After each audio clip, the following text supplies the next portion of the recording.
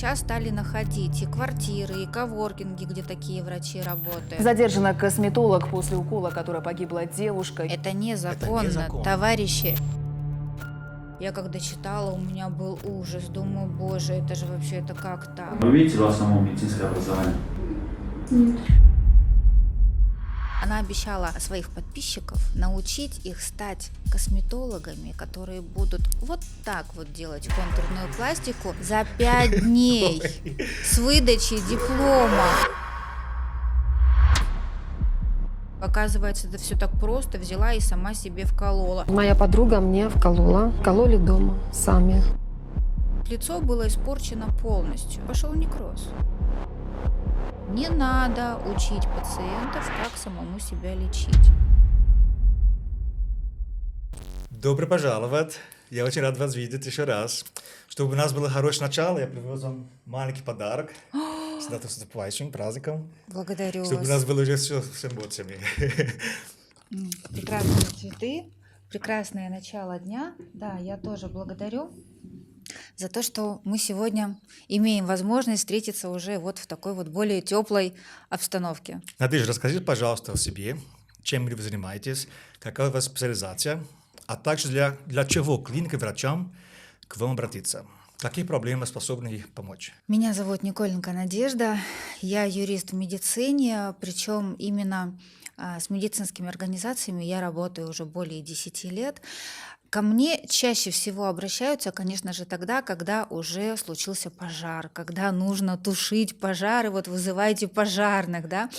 Особенно, когда это потребительские споры, когда потребитель требует денег за некачественно оказанную процедуру, как ему кажется, за сервисные моменты тоже зачастую требуют денег, когда нужно судебное разбирательство, когда нужен аудит в клинике, то есть проверка, когда ты приходишь на целый день и проверяешь полностью всю работу клиники и документальную в том числе, когда врачи не хотят просто писать медицинские карты, ну а сами понимаете, да, это их основная работа. Конечно. То есть, как правило, ко мне приходят тогда, когда вот все пропало, все, Надя, пожалуйста, помоги, расскажи нам, что нужно сделать. Спасибо, пожалуйста. Да, для того, чтобы у нас не было страшных штрафов, да, для того, чтобы у нас не было колоссальных возвратов, для того, чтобы клиника принадлежала собственнику, а не собственник принадлежал клинике. Хорошо, давайте начнем тогда с самых острых вопросов, которые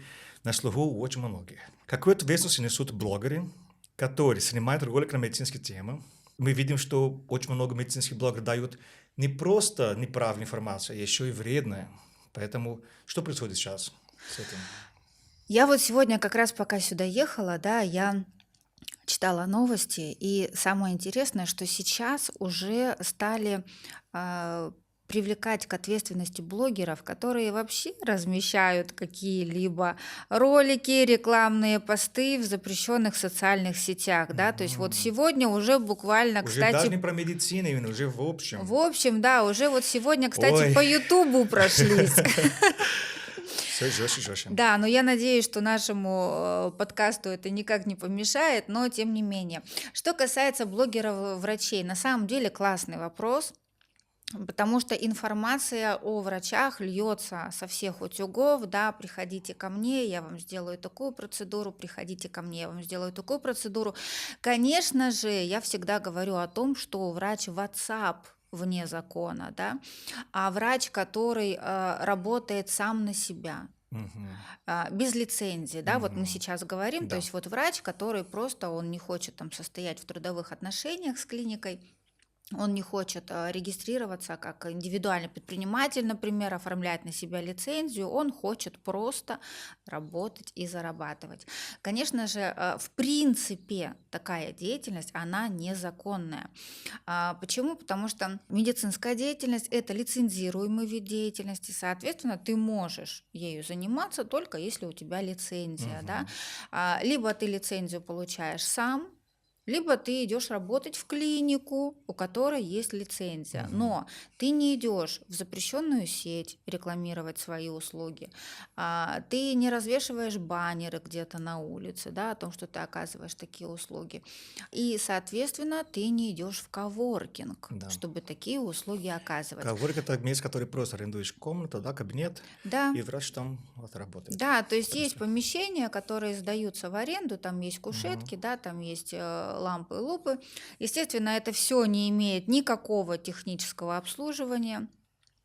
Приходит туда человек, да, с бейджиком «Я врач» Мгм. и Который проверяет, оказывает наверное, услуги. ничего. Никто не Да. проверяет, да, то есть Нет, это арендаторы государство проверяет вот эти такие вещи. проверяют, да. Окей. Сейчас очень сильно пошел такой вот прям всплеск проверок, да, вот именно врачей, которые работают сами на себя, не совсем абсолютно в незаконной истории, проверяют. То есть сейчас стали находить и квартиры, и коворкинги, где такие врачи работают. Сподвигло, скорее всего, вот, может быть, слышал, в январе была ситуация, да, когда в клинике выяснился факт сдачи кабинета в аренду а, гражданке, которая планировала провести процедуру контурной пластики, да, то есть увеличение определенной зоны, и в результате умерла пациент. То есть такое, да, к сожалению, встречается сплошь и рядом. Это зона риска, это в любом случае зона риска, да, это инъекции. Элементарно у людей может случиться анафилактический шок. Да, многие даже не знают, что дальше делать в этот момент. Конечно. Поэтому это очень опасно. Да, Ну, не то, поэтому... что не знаю, может быть, и знаю, но даже нет аппаратуры, препарат, чтобы спасать жизнь человека вот именно сейчас. Да, арендует, там кабинет пустой, и человек не готов. Конечно.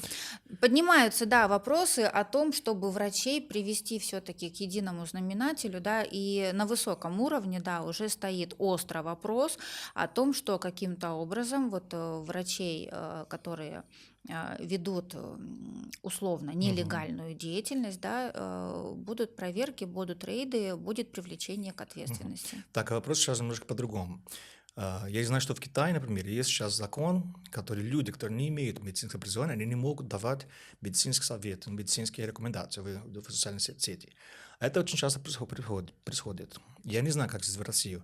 Есть тоже людей, которые не имеют медицинского образования, но они знают назначать, какие там кремы используются, какие там аппарат лучше садить, что делать, какие уколы делать.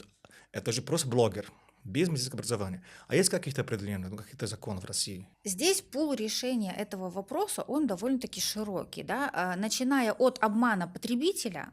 Здесь уже вступает в силу закон о защите прав потребителей, да, когда я понимаю, что меня как потребителя обманули, то есть мне дали рекомендацию, да, я последовал этой рекомендации, и я могу не получить хорошего результата, я могу вообще получить плохой результат. Да, то есть это обман потребителя. То есть здесь, скорее всего, будет приостановление деятельности этого блогера. Но опять же, понимаешь, да, это нужно пожаловаться в Роспотребнадзор, это нужно пожаловаться в Роскомнадзор для того, чтобы была проведена проверка этого блога. Другой вопрос, кстати, если, например, брать даже профстандарт врача-косметолога, врача-дерматовенеролога, любого врача-специалиста, да, в профстандарте есть, в принципе, такая обязанность информировать граждан о здоровом образе жизни. Поэтому, если, например, медицинский специалист, либо специалист, который не имеет медицинского образования, рекомендует нам с тобой гулять на свежем воздухе, установить некий режим дня, да, тайминг дня своего, то есть для того, чтобы у нас было спокойствие, мы чувствовали себя хорошо, в этом я не вижу, например, ничего плохого. Если, например, блогер тестирует на себе какую-то косметику, да, это может быть декоративная косметика, это может быть уходовая косметика, и показывает на себе, какие он достигает с помощью этого результата, но это же не совет, правильно? Ну да, То есть абсолютно это уже правильно. моя зона ответственности. А когда я прям настойчиво рекламирую и настойчиво предлагаю воспользоваться тем или иным препаратом или аппаратом, это, во-первых, незаконная реклама, да, она должна быть промаркирована, и, соответственно, возникнут вопросы, да, у рекламной площадки, на каком основании ты являешься распространителем такой рекламы. Ну и во-вторых, да, это уже будет как обман Да. потребителя. Просто на днях я видел девушку, которая она говорит, что у нее кожа сейчас стала другая. Она мажет это изотретиноин, достаточно серьезный препарат. И она еще принимает там 3 капсулы в день. Это в Америке это называется голливудский поддержка. Мгм. Это минимальная доза. И вот, и она говорит, что она принимает 3 раза в день, ее кожа так сильно изменилась, и всем рекомендует. И все. Она ни слова не говорит, что женщина, которая принимает такой препарат, нельзя даже забеременеть, потому что это очень серьезно, последствия, которые могут быть. Но ни слова про этого не было. Просто заливает информацию вот так. Это очень серьезно. Да, это запрещено. То есть это ничтожная реклама, да, Да. то есть это вот только через жалобы в Роспотребнадзор и в Роскомнадзор, потому что, ну, это запрещено. Да. Это прямой посыл к аудитории, да, посмотрите на Да. меня и делайте как я. Опять же, мы не знаем историю этого Мгм. человека, да, мы Ну не да. знаем ее состояние здоровья, мы не знаем вообще, в принципе, на самом ли деле, принимает ли она эти препараты. Ну, просто раз в чем, что типа у нас в Бразилии, даже в Америке, покупка это препарат только с рецептом, специальный рецепт. А здесь в России его продают без рецепта. Просто продает, ну, должно быть правильно с рецептом, а все продают без рецепта. Поэтому это очень опасно. Вот человек слышит это, увидит, окей, тоже повторюсь. Они даже не понимают, что дальше может быть. Ну, смотри, все продают, все делают, а вот так у всех, да, я стараюсь, например, вот так широко не смотреть на вопрос, да, вот конкретная ситуация, да, если блогер в социальной сети рекламирует тот или иной препарат и настоятельно рекомендует его к использованию, это, конечно, да, то есть по меньшей мере можно обратиться с компенсацией о возмещении вреда здоровью, если такой наступит. Что такое неправильный диагноз и какой ответственность несет врач-клиника, а какой ответственность несет пациент? Очень хороший вопрос, да, и совершенно верно его рассматривать именно с двух сторон. С одной стороны, со стороны врача, с другой стороны, со стороны пациента. Если врач, например, неполно собрал анамнез, да, не направил к смежным специалистам, не направил на проведение лабораторных или инструментальных исследований, не добился от пациента консультации других врачей, да, и проведения исследований, то, конечно, здесь большая доля вероятности, что в диагнозе мы ошибемся. У нас же как, то есть пациент приходит на первичный осмотр, да, врачи ему ставят предварительный диагноз или тот диагноз, который, например, не вызывает сомнений. Спустя определенное время пациент должен явиться на повторную явку уже с результатами анализов, заключениями других врачей-специалистов для того, чтобы врач выставил корректный диагноз и назначил адекватную терапию. Как это, как правило, происходит? Например, нужно ставить импланты, да, стоматологи. Для многих стоматологов было шок-контент, когда я говорю: ребята, а вы направили пациента на исследование? То есть, а что у него там вообще с кровью? Да. А можно ли вообще это делать, да? И импланты, да, те же самые. А вы вообще направили пациента на аллергопробу? То есть здесь же с двух сторон, да. Во-первых, это может быть просто Да, ну, если будет плачевная еще как-то серьезное ситуация. последствие, кто больше страдает, врач или клиника? Да, Или оба оба? страдают. Оба страдают на самом деле, конечно. Пациент страдает, потому что И у пациент еще него третий. просто, да, здоровье катастрофически ухудшается, да. В случае с косметологией это могут быть и некрозы, да, и кровоподтеки, и защемление лицевого нерва, Но и суд все что идет против угодно. врача или против сама клиники, где он работает? Нужно разбираться. Вот в любой ситуации, да, нет никогда какого-то однозначного ответа, пойми, кто вот виноват здесь, да, вот прям вот сразу никто тебе никогда Ну, не понятно, скажет. да. То есть это судебная история, это судебная экспертиза, и уже там, конечно, эксперт будет изучать медицинскую карту, медицинские документы, будет поднимать в конце концов сведения из других медицинских учреждений, где пациент наблюдался, да, то есть поднимать все эти истории и с этим совсем разбираться. Итак, теперь я вхожу в роль пациента, и мы переходим к блоку вопросов, где я, пациент, защищаю свои права. Будет очень О, интересно. это не ко мне. Это не ко мне, сразу предупреждаю. Например, девушка хочет сделать некоторые косметические процедуры, например, она хочет увеличить губы. И могу ли я найти косметолога подешевле, который принимает дома, и пойти к ней, насколько это паста, закона и так далее, и так далее? Конечно, можно найти косметолога, который подешевле, да, открываем просто поисковую страницу и Легко. мониторим цены на сайтах клиник, А. да, это прям такой классный вариант. Вариант, я ищу врача, который принимает на дому, это заведомо проигрышный вариант для пациента, понимаешь, я всегда говорю, ну нельзя сказать, что вот во всем виноват только врач, который принимает на дому. Понятно, мы его не оправдываем, да? Да. Мы его не оправдываем, но мы знаем, что такое есть. Но смотри, если мы включим критическое мышление, ну, господа пациенты, господа потребители, но юристы, которые защищают ваши права, да, я просто про клиники, я про клиники, вот, юристы, которые защищают ваши права, но они же вам рассказывают. Да. Они же вам объясняют, да? Но почему вот вы изначально, когда вы идете к такому врачу, вы в критическое мышление отключаете, и у вас прерогативой становится прайс, но когда что-то пошло не так, да, это критическое мышление, оно восстанавливается, и вы говорите о том, что вас обманули. Ну, немножко нечестно, Да, согласись? согласен. Понятно, что врач не прав, но вот такой подход тоже, конечно, нечестен. Вообще целиком и полностью, когда идешь к врачу на прием, да, ну, самое простое это, конечно же, поискать сайт клиники, где он работает. Мгм. То есть заходишь на сайт, ты смотришь, какое образование у доктора, есть ли у него аккредитация, когда он прошел эту аккредитацию, какой срок действия этой аккредитации, да, какие процедуры он выполняет. Может быть, там посерфить по социальным сетям, например, найти его портфолио, да, до и после. Пожалуйста, всегда можно публиковать с учетом определенных правил, но это вполне себе открытая история.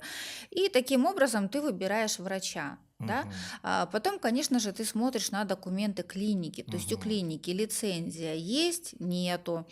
Какие виды То есть медицинской все должно быть помощи? отражаться на сайт. Конечно, Окей. конечно. Сайт это не то чтобы витрина услуг клиники, Мгм. да, и не витрина акций, которые у них Это проходят. Инстаграм уже, потому что там ничего нет. Ну да, то есть это немножко не то. Сайт Да, это понял. прежде всего комплект документов для потребителя, да, Мгм. чтобы я зашла на сайт и сделала правильные выводы. Мгм. Ну, я и знаю, например, может быть, много наших зрителей не знают, что врач других специальностей, они не имеют права делать инъекции. Да? Например, врач-гинеколог, она решила там поколоть губы и делать увеличение губы. Она сходила на какой-то курс на выходные и решила, что она хочет уже стать косметологом. Насколько я знаю, это незаконно, правильно? Потому что врач должен быть дерматолог, либо пластический хирург. Сегодня я терапевт, завтра проходил курс на выходные, хочу быть косметологом. Так не может быть. Можно пройти переобучение, да, то есть, как это сказать, повысить квалификацию, М. то есть с лечебника, вы же в любом случае все заканчиваете врачами-лечебниками, Так. да, и дальше уже проходишь обучение именно вот дерматовенерологии, да, потом уже Вот, идет вот это да. косметология, Да-да-да. аккредитация Вот, по то есть всё равно дерматовенерологии, должен по человек пойти косметологии. через дерматовенеролога. Конечно. А Вот как это можно, можно, а как конечно. через гинекологию зайти в косметологию? Вот так много работает. Терапевт, был терапевт, сразу пройдет курс косметология, потому что продаются таких курсов в России. Продаются. Для врач любой специальности, так и называется. Понимаете? Вот я, например, закончил сначала терапию на кафедре общей врачебной практики. Это была моя первая ординатура. Сейчас у меня уже вторая ординатура, чтобы дойти до косметологии. Поэтому я все правильно там делаю. Все А правильно. много так не делают, потому что продаются таких курс. Может быть, даже врач не знает, что типа, вот, я эндокринолог, буду стать косметологом через неделю. Потому что они покупают, вот, проходят, они очень быстро и вот становятся косметологами. Здесь очень такой интересный подход, да. Я не могу сказать, что врачи не знают, куда они идут. Ну, вы все знаете, Окей. куда вы идете, вы Ну, все все-таки знаете, знаю, да, что-то сколько, незаконно. да, Ну сколько да. усилий стоит Ага. вообще получить диплом, пройти Да. аккредитацию. Ну, все вы это знаете. Я в свою очередь, я в свое время лишилась аккаунтов в запрещенной сети. Мгм. Я как раз захейтила одну даму, которая позиционировала себя как косметолог, и она обещала других косметологов, точнее, она обещала своих подписчиков Мгм. научить их стать косметологами, которые будут вот так вот делать То есть даже контурную без медицинского пластику образования. за 5 дней Ой. с выдачей диплома. Ой. Все, а я Это ее очень серьезно. захейтила. В общем, запрещенной сети меня лишили. Меня там Понятно. заблокировали. Понятно. Так, следующий вопрос. Я еще как пациент. Вот. Я хочу сделать косметологическую процедуру. Какие документы я должен спросить у косметолога? Где он должен принимать? И, в общем, как себя обезопасить от неквалифицированных специалистов? Я начну с последнего вопроса. Как себя обезопасить от неквалифицированных специалистов? Никак. Все мы на любителя, понимаешь?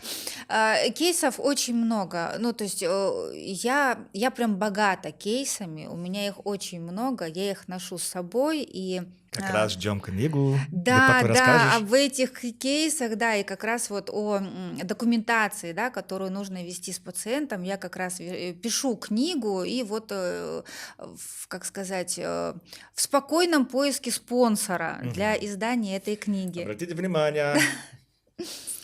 Вот, кейс был какой? К нам в клинику, которую я сопровождала, поступила претензия. Вы мне сделали маленькие губы. Смотрите, какие я хотела. Так. А вы мне сделали плохие губы, Ой. вы мне некачественную услугу оказали, верните мне деньги. Это не те губы. Представь. Серьезно? Я даже... Да. Ну, боже. Представляешь? Нет, я не представляю. Да, то есть, ну, мы все на любителя, Да. да, мы все ищем своего юриста, Да. мы все ищем Нет, ну своего просить деньги обратно, это кардиолога. же странно. Может быть, она хотела доплатить, чтобы там еще и получить. Нет, Ну, она хотела забрать деньги из этой клиники, чтобы их отнести вот в ту Мгм, клинику, мгм, которая делает вот 2 как она хотела. да, 2 миллилитра в Окей. каждую губу. Понятно. К чему, да, мы каждый на своего пациента работаем, на своего клиента. Поэтому как найти врача, который качественно сделает тебе услуги, ну, опять же, смотри портфолио до и после, да, наблюдай за врачом, не нужно бежать, осмотрись по сторонам, подпишись на несколько аккаунтов, на аккаунты нескольких врачей и просто понаблюдай, да. Что спросить у врача? Например, мы берем врача, который зарегистрировался как предприниматель, он оформил лицензию, принимает в своем кабинете по адресу, который в лицензии указан. Во-первых, мы спрашиваем саму лицензию, проверяем, адрес совпадает. Вот выходишь, да, смотришь адрес в лицензии, адрес. Ага, все, я здесь. Дальше диплом врача, естественно, да, аккредитация. А этот диплом мы можем проверить, что это настоящий? Ну, как мы проверим? Мы же не служба безопасности, и не Понятно. То есть прокуратура, надо и не на... ФСБ. Да, то есть, ну, Просто, я во-первых, думаю, может быть, есть какие-то сайты, которые можем проверить по номеру. У нас диплома есть там коды, номер. мой диплом ты не проверишь никогда. Тебе просто придется поверить мне на слово. Он 2002 года. У нас же много людей, которые уже давно ведут свою практику. Ну, кто знает, Проверка. может быть, в будущем такой возможность будет. Это будет Возможно.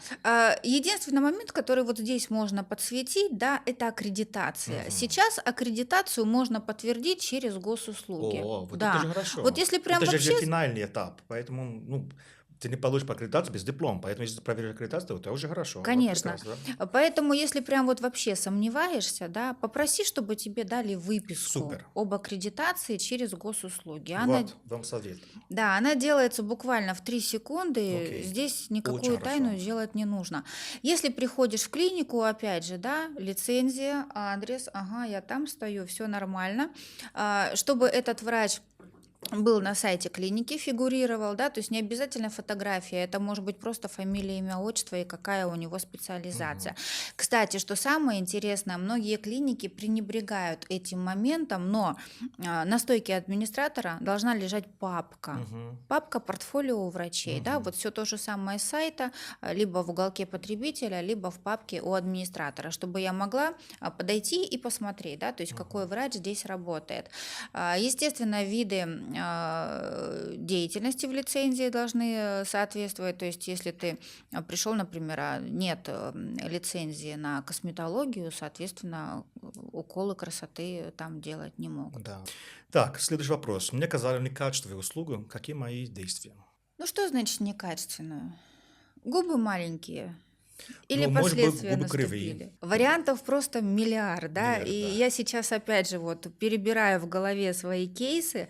У нас был случай, врач очень прям вот с любовью, нежно вела пациента, у девочки было акне, она ее очень долго лечила, вот довели до идеала, но представляешь, вот на лбу осталась такая вот маленькая рытвинка, и она так раздражала девчонку.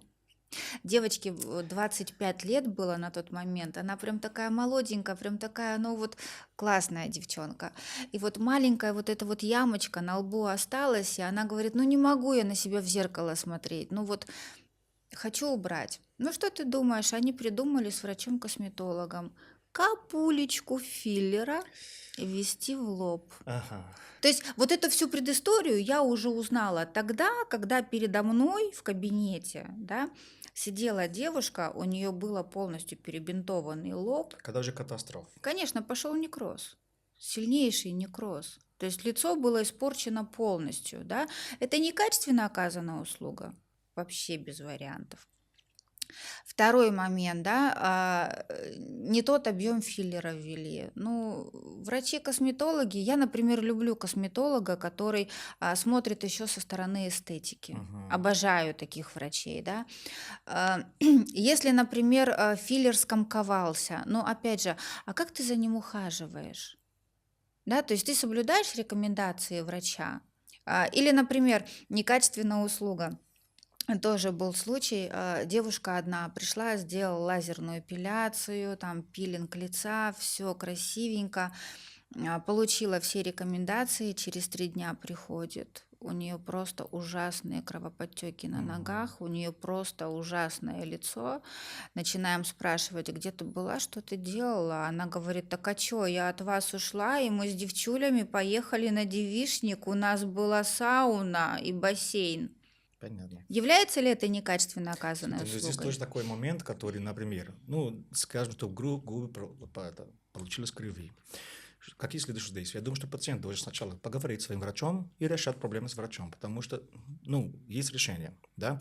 А есть такие врачи, ну, больше всего, которые не врач, которые они не знают, что делать. Они не знают, как это использовать гиалуронидаз, например. Они не знают, как дальше. Они перестанут отвечать. Это один. А я считаю, что хороший врач, он будет слушать пациента и будет найти решение, будет исправлять как-нибудь. И здесь я думаю, что так.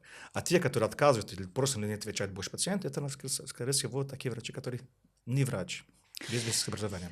То есть я думаю, что надо все-таки найти решение с врачом перед тем, как вступать в силу закона. Правильно?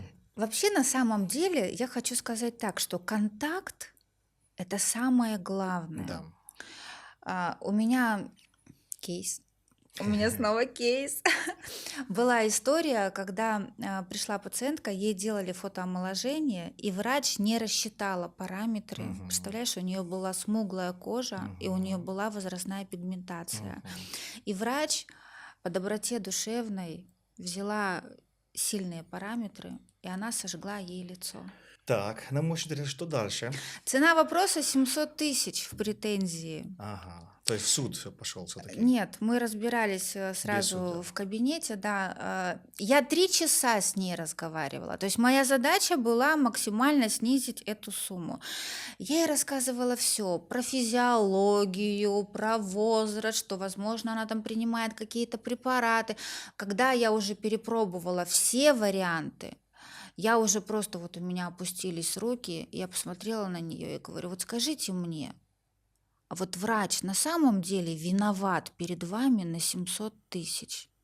Представляешь, и это был такой переломный момент, у нее хлынули слезы, просто, ну она такая прям серьезная дама, у нее хлынули слезы, и она говорит: Надь, понимаешь, я же ведь приходила в клинику, я же ведь пыталась достучаться до врача. Если бы она просто со мной поговорила, если бы она мне сказала: извини, Да. этого вопроса бы не Иногда было. это очень много значит, да. Знаешь, Иногда как мы всегда. решили вопрос? Я тут же набрала врача, включила на громкую. Я говорю: доктор, с вами хотят поговорить. Она извинилась перед пациенткой, и мы закрыли вопрос соглашением о досудебном урегулировании спора в 50 тысяч рублей. Понял. Поэтому с пациентами разговаривать обязательно. Я вас вот Обязательно. прям призываю, общайтесь с пациентами. Даже если вы работаете в частной клинике, да, то есть вы не сами на себя, вы не индивидуальный предприниматель, вы принимаете в клинике, что вам делать. Повторная явка. Повторная явка – это ваше все. То есть для чего нужны эти повторные явки? Да? Для того, чтобы пациент тоже понимал, что его не бросили вот здесь и сейчас, да, и чтобы врач тоже осознавал, что пациента нужно доводить до результата, да. Когда мы делаем, когда вы, точнее, я всегда мы, потому что уже настолько сжилась с медициной, да, когда вы делаете любую процедуру, вы обязаны просто пригласить пациента на повторную явку, и это, кстати, сейчас является показателем качества медицинской помощи. Наконец-то этот пункт включили в приказ Минздрава. Хорошо. Всегда повторная явка, всегда общаться с пациентом.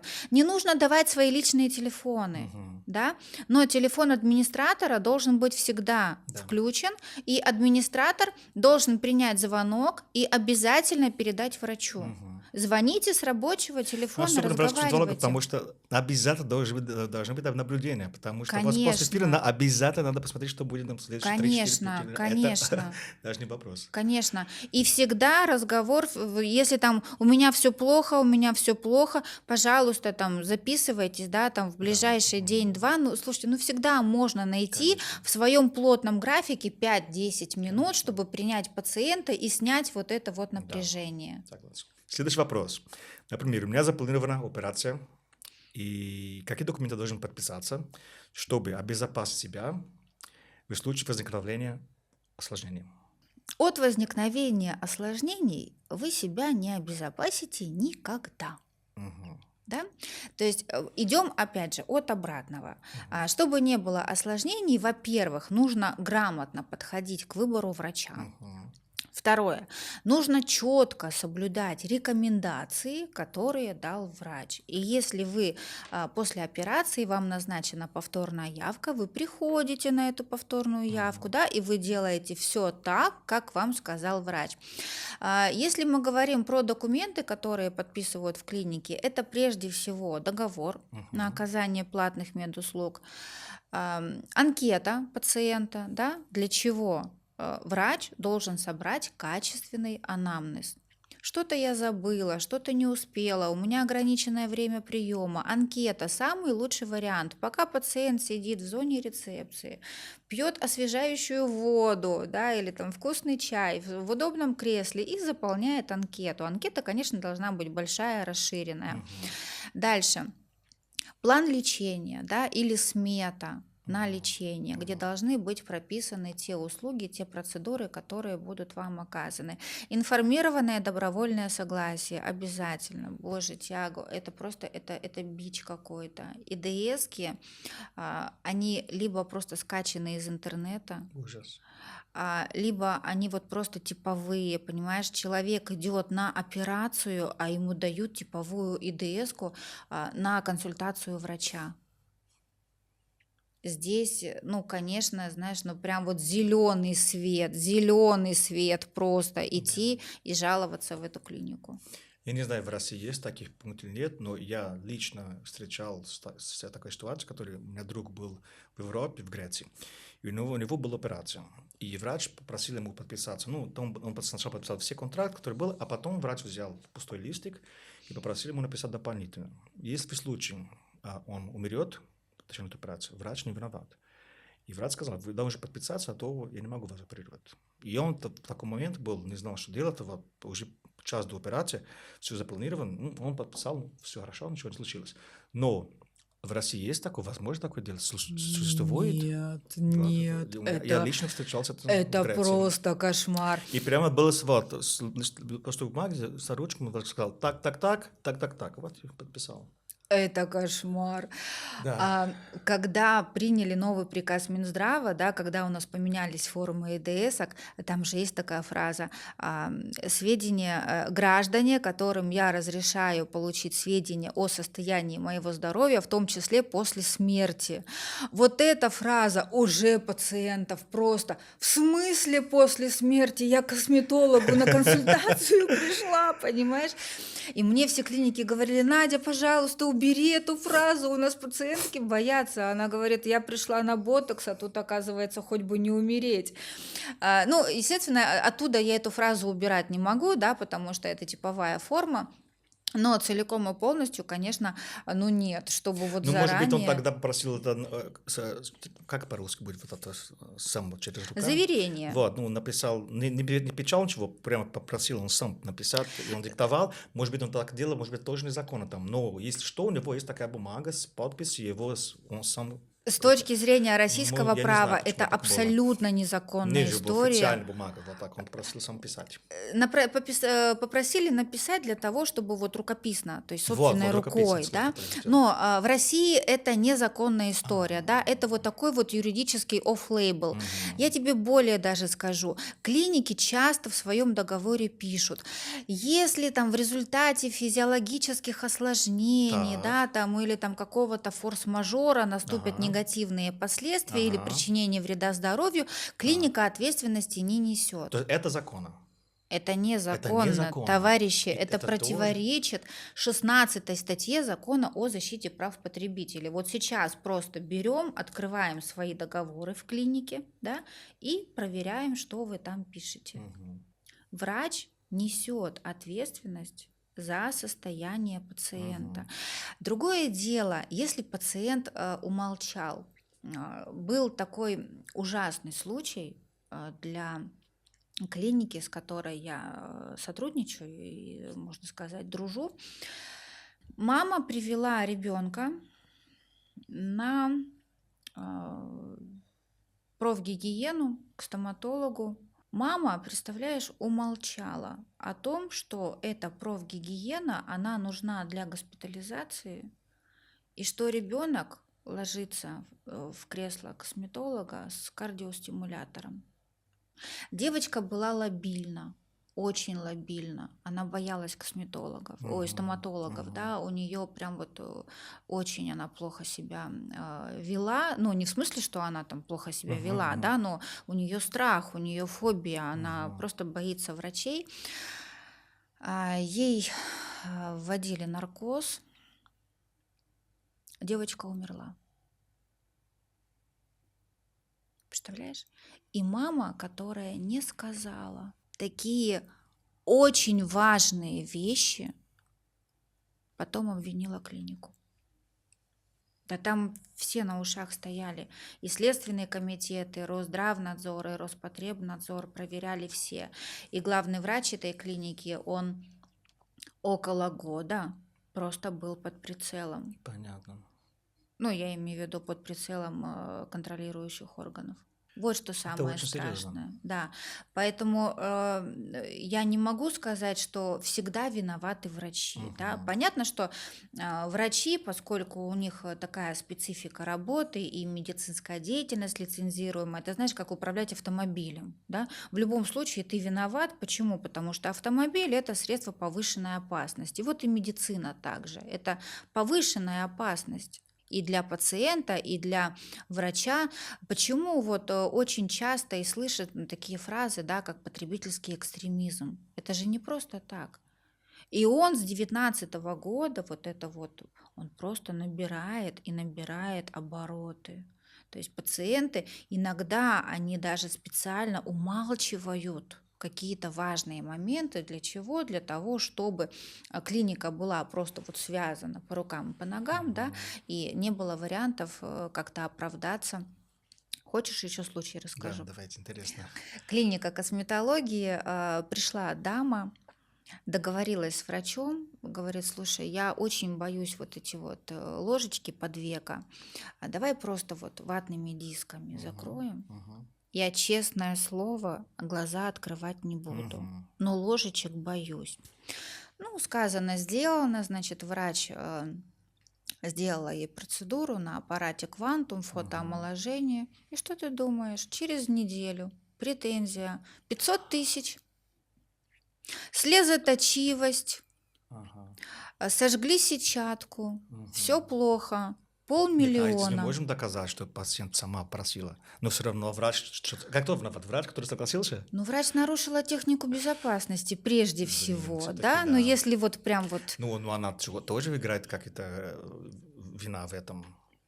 Она же Нет, сама там попросила, чтобы это нет, было сделано. нет. И как она сейчас будет попросить деньги за это? Ну, во-первых, Это очень что странно. значит пациент попросила? Врач всегда должен оценивать прежде всего свои риски. Ну, вы думаете, что она намеренно это сделала уже или не намеренно? Конечно, намеренно. Ну вот. Я же хочу рассказать эту историю Вот, дальше. давайте. Интересно. Да, эта история на самом деле давняя, и тогда, ура, да, в законе не было запрета требовать у пациента наблюдения у врачей, которые были до обращения к тебе в клинику. Я запросила у нее все документы, Мгм. что у нее было по зрению раньше, да, Мгм. что у нее по зрению сейчас, динамика, обследование. Представляешь, она мне принесла, муж ее, она с нами не общалась. Муж ее принес вот такую вот пачку бумаг. Она прошла всех офтальмологов. Естественно, когда пациент недоволен процедурой, он у каждого врача скажет, что вот эти негативные последствия после такой процедуры у такого-то врача в такой-то клинике. В общем, я изучала этот талмуд, и только в одном заключении я маленькими-маленькими буквами увидела, что у нее прогрессирующая катаракта. Понимаешь? Лазер ведь не виноват. Да. Не виноват. Да. Врач нарушила технику безопасности. В любом случае, врач пошла на поводу у пациента, за что клиника чуть было не поплатилась 500 000. В итоге я его... Вот зачем вам нужен Надя, вот. Да, я тогда пригласила, конечно, ее супруга. Я говорю, я вам, конечно, даю письменный ответ, да, как это требуется, но говорю, давайте будем объективны. Да, у нее прогрессирующая катаракта, то есть лазер не виноват. Он отозвал претензию, и вот здесь вот был самый интересный момент, история. Да, на самом деле у нее прогрессирующая катаракта, и она у нее возникла еще в молодости. Это уже была довольно-таки пожилая дама. Квоту ждать очень долго, а у нее падает зрение. И представляешь, и вот где-то, то ли на форуме им кто-то посоветовал, то ли знакомые, что можно сделать вот так: подговорить врача, нарушить технику безопасности, да, там не соблюсти меры предосторожности, а потом просто выставить претензию. Никто не докопается. Понятно. Вот так Очень вот. интересно. Да. Так, теперь вхожу в роль врача, и мы переходим в блок вопросов, где я, как врач, и либо представитель клиника, защищаю свои права. Давай. Я врач. Могу ли отказать пациенту в оказании услуги? Например, пришла девушка, у нее уже есть такие большие губы, но она хочет еще и больше, а я хочу отказываться от этого. Имею это право? Значит, смотри, вот конкретно в данном случае, да, есть такая волшебная фраза: Так. нет угрозы жизни и состоянию здоровья пациента. Мгм. Косметология — это все-таки про красоту, да, Да. это про эстетику. Да. Особенно, когда мы говорим там про увеличение, да, там про чистки, про пилинги.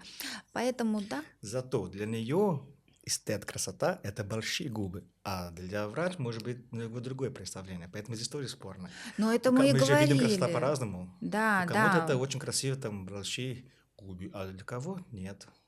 Вот, поэтому здесь тоже... Да, здесь опять же, да, ну, Короче, могу отказаться от услуги или конечно, можно? конечно. И более того, хочу, вот сейчас мысль такая, да, промелькнула. Если врач согласится, ну представь, а если пойдет миграция филлера, да, а если пойдет некроз? Мгм.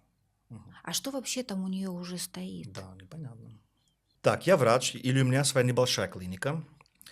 Я хочу рекламировать свои услуги в соцсетях. Что мне можно, а чего нельзя?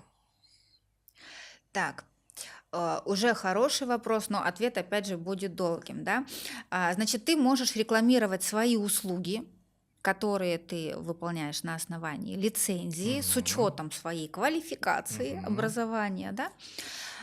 Но обязательно в каждом посте, на каждой плашке должна быть информация. Имеются противопоказания, необходима консультация врача-специалиста, да? Чтобы, опять же, никто не принимал за чистую монету.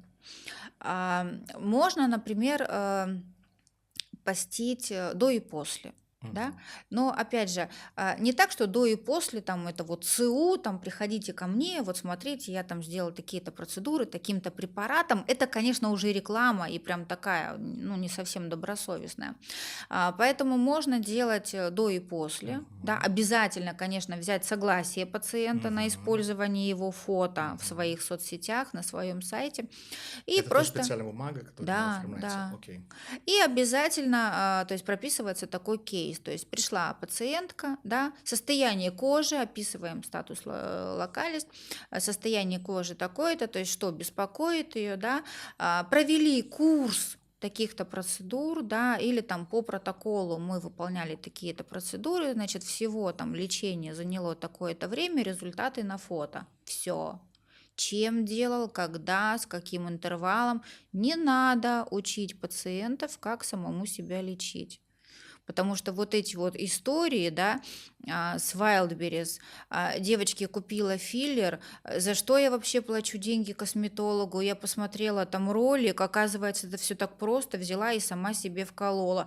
Я когда читала, у меня был ужас, думаю, боже, это же вообще, это как так? Во-первых, ты непонятно, что покупаешь. То есть я была в таком шоке, что я это все заскринила и выложила к себе в телеграм-канал, но это же кошмар.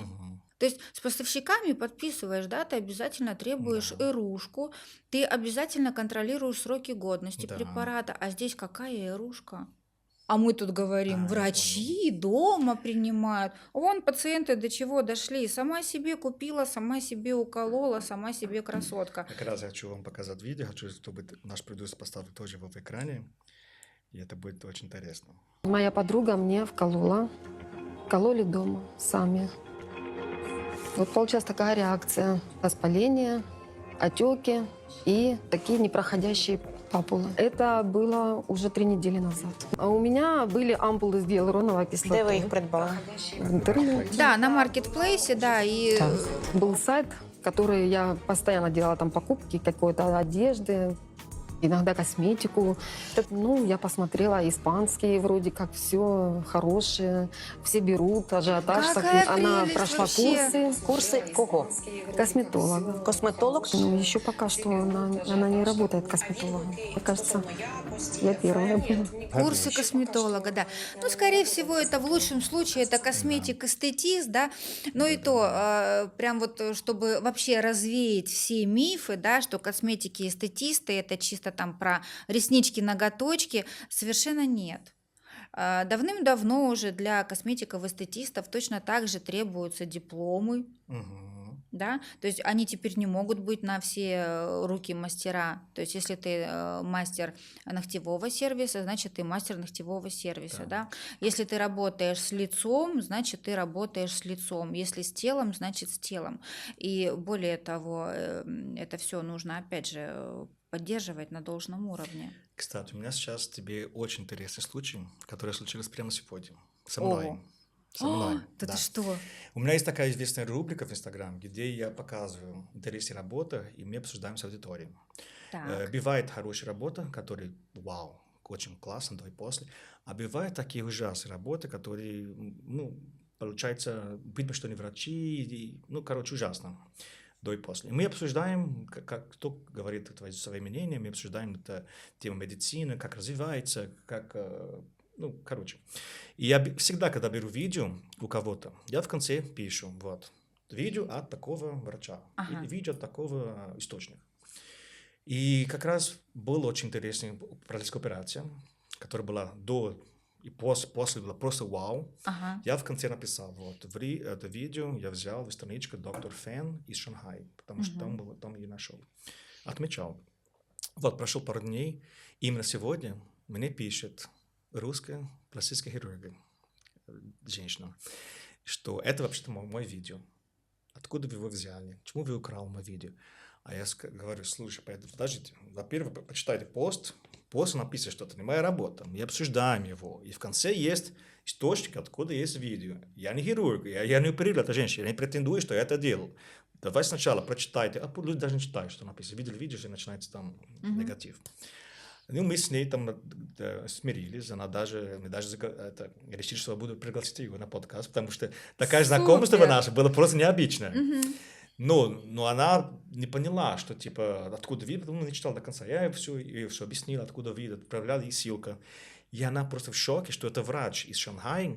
Половина его работы – это ее работа, которую он взял на ее страничке. Какой кошмар. Да, половина. Вот, мы сейчас, когда ехал в машине на подкаст, я с ней пытался, поговорил с ней, успокоил ее, вот, подожди, все хорошо, не переживай, я помогу даже вам сделать жалобу на это врачу, я сделаю пост, вам помогу. Мы сейчас подружили, она придет, мы будем вам рассказать.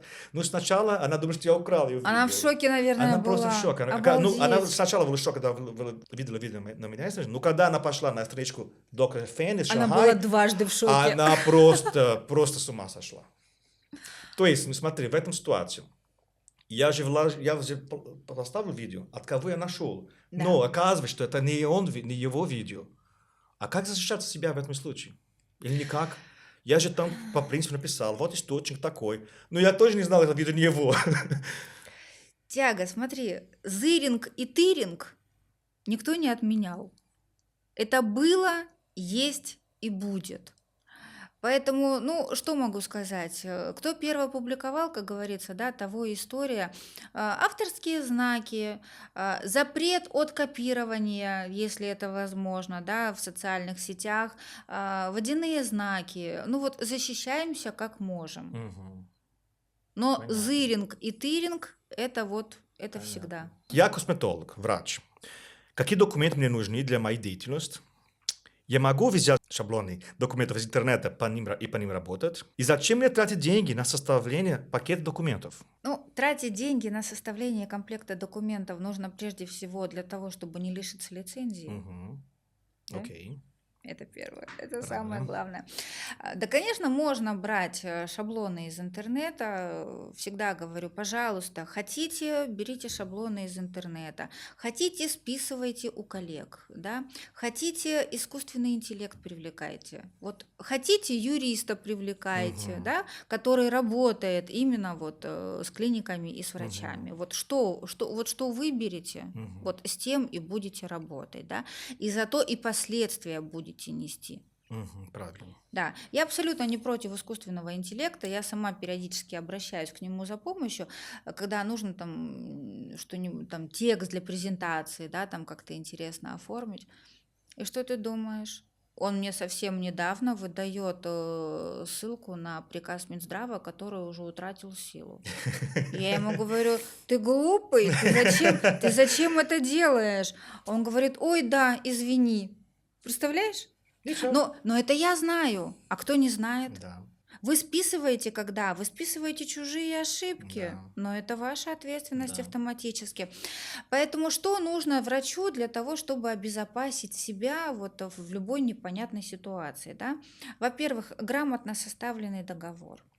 Во-вторых, нравится вам это или не нравится, но медицинскую карту нужно вести полно, емко, грамотно, информированное добровольное согласие, да, опять же, полно.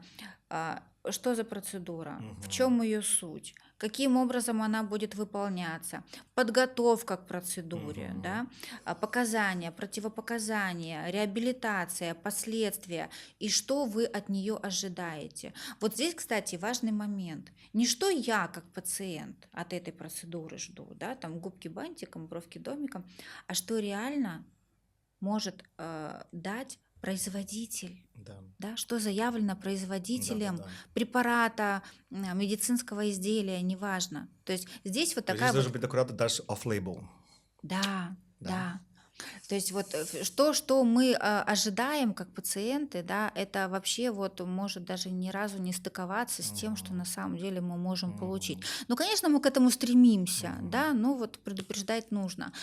И обязательно результат осмотра врача-специалиста. Один себе с подписью пациента, второй на руки пациенту. Хорошо. Это вот самый такой минимальный минимум. Мгм. Какой документ способен избавить меня, как врача-косметолога, от возможных проблем с пациентом? Но главное, чтобы это все было классно составлено. Мгм. Конкретно под врача, Мгм. да, конкретно под клинику, конкретно под процедуру.